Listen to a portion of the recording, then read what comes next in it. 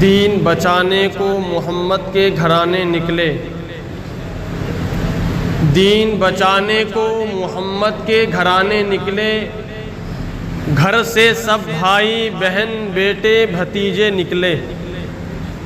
دین بچانے کو محمد کے گھرانے نکلے، گھر سے سب بھائی بہن بیٹے بھتیجے نکلے، اور یزیدی سمجھتے تھے کہ جل جائے گی خیمے میں نماز، یزیدی سمجھتے تھے کہ جل جائے گی خیمے میں نماز، راکھ خیموں کی ہٹائی تو مصلے نکلے، راکھ خیموں کی ہٹائی تو مصلے نکلے، اور رحمت خالق اکبر کی نشانی پانی، رحمت خالق اکبر کی نشانی پانی، پتھروں کو عطا کرتا ہے روانی پانی، اور ایک مدت سے چلا آتا تھا سستا پانی، ایک مدت سے چلا آتا تھا سستا پانی، اور کربلا جا کے ہوا خون سے مہنگا پانی، کربلا جا کے ہوا خون سے مہنگا پانی۔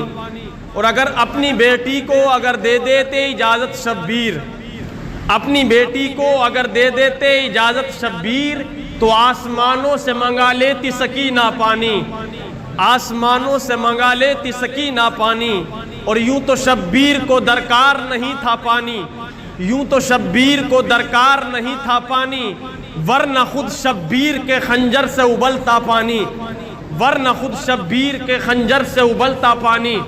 اور ایک پیاسے کی نظر میں بھی نہ ٹھہرا پانی، ایک پیاسے کی نظر میں بھی نہ ٹھہرا پانی، ارے ڈوب جا پانی کہیں دیکھ کے گہرا پانی، ڈوب جا پانی کہیں دیکھ کے گہرا پانی۔ اور شاہ ایک بار جو کہہ دیتے مولا پانی، شاہ ایک بار جو کہہ دیتے مولا پانی، ارے کربلا تیرے سنبھالے نہ سنبھلتا پانی، کربلا تیرے سنبھالے نہ سنبھلتا پانی۔ آج برادرانی ملت اسلامیہ دنیا کہہ رہی ہے کہ ایک حسین ہے جو پانی کے لیے تڑپے ہیں، حسین کے اوپر پانی کو بند کر دیا گیا، حسین کے لیے نہر فرات پر پہرا لگا دیا گیا۔ ارے وہ تو نہر فرات ہے جو کربلا کے اندر موجود ہے، وہاں پر پہرا لگا دیا گیا۔ پہرا تو ہمارے ہندوستان میں انا ساگر پر بھی لگایا گیا تھا، بولے مچل کے سبحان اللہ۔ وہ تو کربلا ہے کہ کربلا کے اندر نہر فرات پہ پہرا لگا دیا گیا۔ یہ پہرا کوئی نیا نہیں لگایا تھا، بلکہ وہ پہرا تو ہمارے ہندوستان میں اجمیر کی دھرتی پر انا ساگر کے کنارے بھی لگایا گیا تھا، لیکن وہاں حسین تھا، یہاں معین الدین ہے، وہاں حسین تھا، یہاں غریب نواز ہے، ارے وہاں حسین تھا، یہاں پوتا ہے۔ جب پوتے کا یہ عالم کہ چھوٹے سے پیالے میں پورے انا ساگر کو بلا لے، تو پھر دادا کا عالم کیا ہوگا؟ جب ایک پوتا اجمیر کی دھرتی پر انا ساگر کو بلا سکتا ہے، اگر دادا چاہتا تو نہر فرات قدموں میں آ جاتا۔ جب پوتا پورے انا ساگر کو چھوٹے سے پیالے میں سمیٹ لے، تو جس کے پوتے کا یہ عالم تو اس کے دادا کا کیا عالم ہوگا؟ یہ تو پوتا ہے، یہ پوتا ہے جس نے اجمیر کی دھرتی پر پہرے کو دیکھا تو اپنے غلام اپنے خادم سے کہا جا پانی لے آ، کہا سرکار پہرا لگا ہے، کہا جا کے معین الدین کا نام لے لینا، معین الدین کا نام لے لینا۔ خادم پہنچا اور کہا پانی، اے پانی تجھ پہ ہو گئی خواجہ کی مہربانی، بولے سبحان اللہ۔ اے پانی تجھ پہ ہو گئی خواجہ کی مہربانی، اے پانی آجا، اے پانی آجا تجھے بلاتا ہے خواجہ، اے پانی آجا تجھے بلاتا ہے۔ اتنا سننا تھا، خالی انا ساگر نہیں، روایتوں میں آتا خالی انا ساگر نہیں، بلکہ اجمیر کے آس پاس کے کنووں کا، نلوں کا، تالابوں کا، چشموں کا پورا پانی سمیٹ کر چھوٹے سے پیالے میں سما گیا۔ تو یہ پوتے کی شان ہے، جس کے پوتے کی یہ شان ہو اس کے دادا کی کیا شان ہوگی؟ تو اس لیے تو کہتے ہیں کہ شاہ ایک بار جو کہہ دیتے مولا پانی، کربلا کی دھرتی پر اگر شاہ ایک بار جو کہہ دیتے مولا پانی، ارے کربلا تیرے سنبھالے نہ سنبھلتا پانی۔ ارے جب آب زمزم پیتے ہیں جب صفا و مروہ کی پہاڑی پر ابراہیم کا بیٹا اسماعیل ایڑی کو رگڑ دے تو پانی کا چشمہ جاری ہو جائے، اگر کربلا کے اندر علی اصغر ایڑی کو رگڑ دیتے تو نہر فرات قدموں میں آ جاتی۔ اچھا یہ بھی آپ نے سنا کہ قربانی، ابھی قربانی کا مہینہ گیا، اسماعیل علیہ السلام کی گردن پہ چھری چلی یا نہیں چلی؟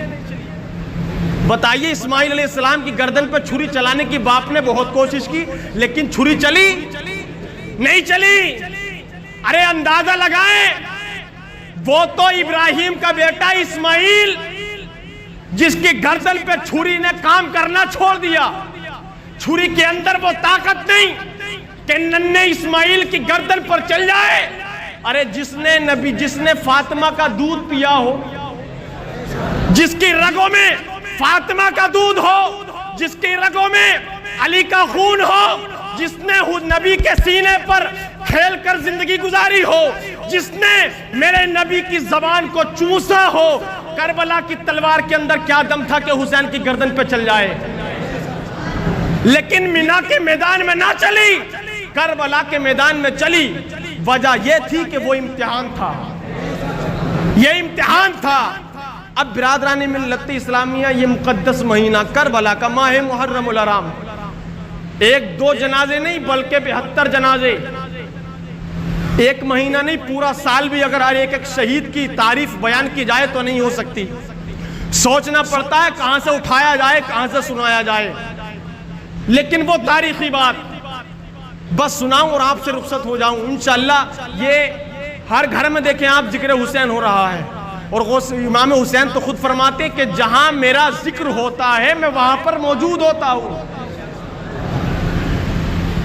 امام حسین رضی اللہ تعالیٰ عنہ، دھمکی دی گئی امام حسین کو کہ ہمارے ہاتھ پر بیعت ہو جاؤ ورنہ پھر لڑنے کے لیے تیار ہو جاؤ۔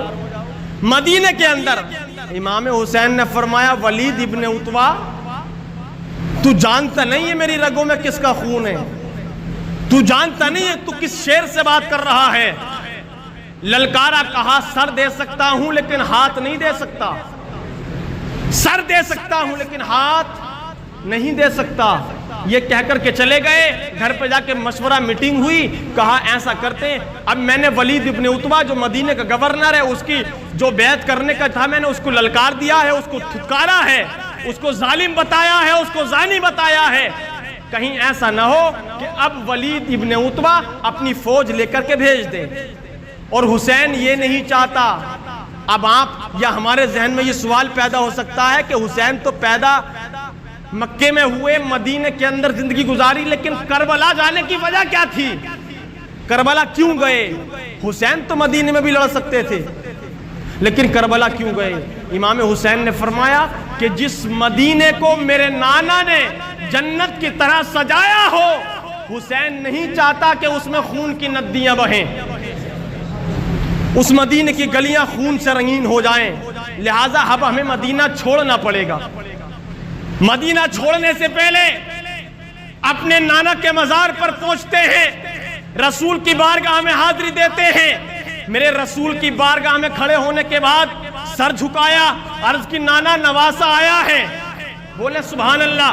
کہا نانا نواسا آیا ہے ملاقات کرنے کے لیے، دیکھنے کے لیے، دیدار کرنے کے لیے، اے نانا نواسا آیا ہے۔ اب روتے رہے سرکار امام حسین، روتے روتے سو گئے۔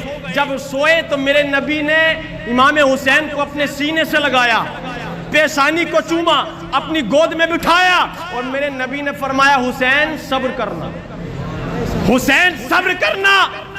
میرے آقا حسین فرماتے ہیں، اے میرے نانا، آج آپ کی تربت پر وہ حسین آیا ہے جس کے بارے میں آپ نے فرمایا الحسین منی وانا من الحسین، حسین مجھ سے ہے میں حسین سے ہوں۔ اے میرے نانا، وہ حسین آیا ہے کہ جس کے بارے میں آپ نے فرمایا اے مولا جس سے جو حسین سے محبت کرتا ہے تو اس سے محبت کر لے۔ اے مولا، اے نانا، آج تمہارے روزے پر وہ حسین آیا ہے جس کے بارے میں آپ نے فرمایا حسن اور حسین جنتی پھول ہے جو اللہ نے مجھ کو عطا فرمایا۔ حسن اور حسین یہ جنتی پھول ہیں جو اللہ نے مجھ کو عطا فرمائے۔ اب برادران ملت اسلامیہ، پھول کی کیفیت کیا ہوتی ہے، پھول کی کیپیسٹی کیا ہوتی ہے وہ آپ کو معلوم ہے۔ پھول اگر سوار میں کھلے تو صبح کو کھلے گا، شام کو مرجھا جائے گا۔ رامپور میں کھلے گا، صبح کو کھلے گا، شام کو مرجھا جائے گا۔ مراد آباد میں اگر پھول کھلے تو شام کو کھلے، شام کی صبح کو مرجھا جائے۔ لیکن اگر وہی پھول بغداد میں کھلے تو صبح کو کھلے گا، شام کو مرجھا جائے گا۔ اجمیر کی دھرتی پہ کھلے، صبح کو کھلے گا، شام کو مرجھا جائے گا۔ رامپور کی دھرتی پہ کھلے، صبح کو کھلے گا، شام کو مرجھا جائے گا۔ بریلی کی دھرتی پہ کھلے، صبح کو کھلے گا، شام کو مرجھا جائے گا۔ لیکن اگر پھول مدینے میں کھلے، بولے مچل کے سبحان اللہ، اور بلند آواز سے کہہ دیں یا حسین، اور محبت سے یا حسین۔ لیکن اگر پھول مدینے میں کھلے، اور مدینے میں نہیں، فاطمہ کی گود میں کھلے، فاطمہ کی گود میں کھلے، اور علی کا بیٹا بن کے کھلے، نبی کا نواسہ بن کے کھلے، اور اسی نواسے پر کربلا میں 3 دن پانی کو بند کر دیا جائے پھر بھی کھلے، 3 دن کھانے کو بند کر دیا جائے پھر بھی کھلے۔ مدینے کے پھول ہیں، مرجھا نہیں سکتے، پانی کو بند کر دیا پھر بھی کھلے۔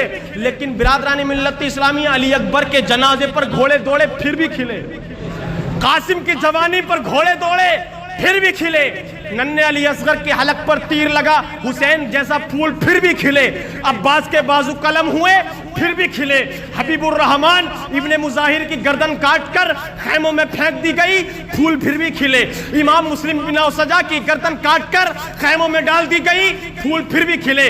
حضرت امام مسلم بن اوسجا کے 7 سال کے بیٹے نے کربلا کے میدان میں جام شہادت نوش فرمایا، لیکن پھول پھر بھی کھلے، اور ایسا کھلے یہ مدینے کے پھول کربلا میں کھلے، اور کیسا کھلے، ہر کونے سے آواز آئے گی، کتنے مہکے ہوئے ہیں مدینے کے پھول، کربلا تیری قسمت پہ لاکھوں سلام، جس نے حق کربلا میں ادا کر دیا، اپنے نانا کا وعدہ وفا کر دیا، جس کو بیٹھے بٹھائے ستایا گیا، جس کی گردن پہ خنجر چلایا گیا، اس حسین ابن حیدر پہ لاکھوں سلام۔